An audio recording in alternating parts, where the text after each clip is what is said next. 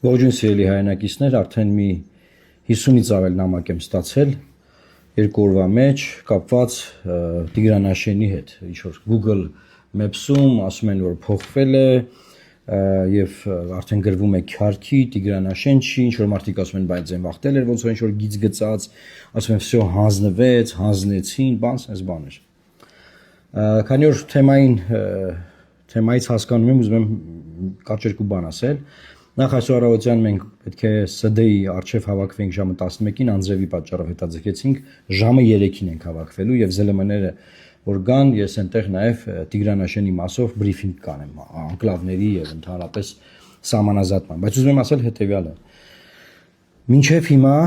իմ տվյալներով Հայաստանի Հանրապետությանը չի ներկայացվել Ադրբեջանի կողմից որևէ փաստաթուղթ, որևէ իրավական հենք, որ Հայաստանի Հանրապետության տարածքից ներս կա տարածք, որը մենք վերահսկում ենք, որը պատկանում է Ադրբեջանին։ Ուշադիր լսեք, որ Հայաստանի Հանրապետության տարածքից ներս կա տարածք, որը մենք վերահսկում ենք եւ դա պատկանում է Ադրբեջանին, չկա նման բան։ Մտնել նման դիսկուսիայի մեջ կնշանակի, որ Հայաստանի տարածքային ամբողջականությունից ինչ որ մաս դնել քննարկման առարկա դարձնել։ Ընդհանրապես Տիգրան Աշենի հարցը իմ համար միշտ եղել է կարմիր գիծ, սրա մասին նաև մի քանի անգամ վարչապետի հետ խոսելուց եմ ասել այն ժամանակ, երբ որ դեռ հարցի վերաբերյալ բան էլ չկար,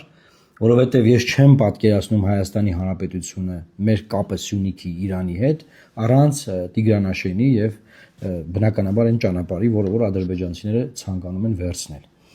Եվ քանի որ այն անիրավական է, իրավական որևէ հենք չկա, սա շատ կարևոր հանգամանք կա, որ սահմանադրական դատարանը դեր ուներ ժամանակին կանոնակարգը հաստատելիս, այսպես կոչված սահմանազատման,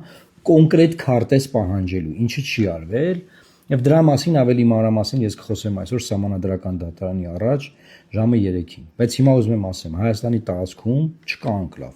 Ինչ տարածքը զիջվի, տրվի, իմացեք, դա ՀՀ տարածք է լինելու եւ դա պետական հանցագործություն է համարվելու։ Անկամ դրա քննարկումն է ինձ համար պետական հանցագործություն։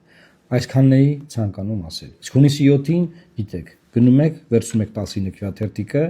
եւ ընտրում եք մեզ, որովհետեւ մենք գիտենք թե այս խնդիրները ոնց կարելի է լուծել, ինչպես կարելի է պաշտպանվել այդ հարձակումներից եւ ինչպես կարելի է չզիջել ոչ մի բան, հետնել այս պայմաններում, երբ որ էլ ստանալու բան էլ չկա։ Լավ մնացեք, Աստված պահապան Հայաստանի Հանրապետությանը։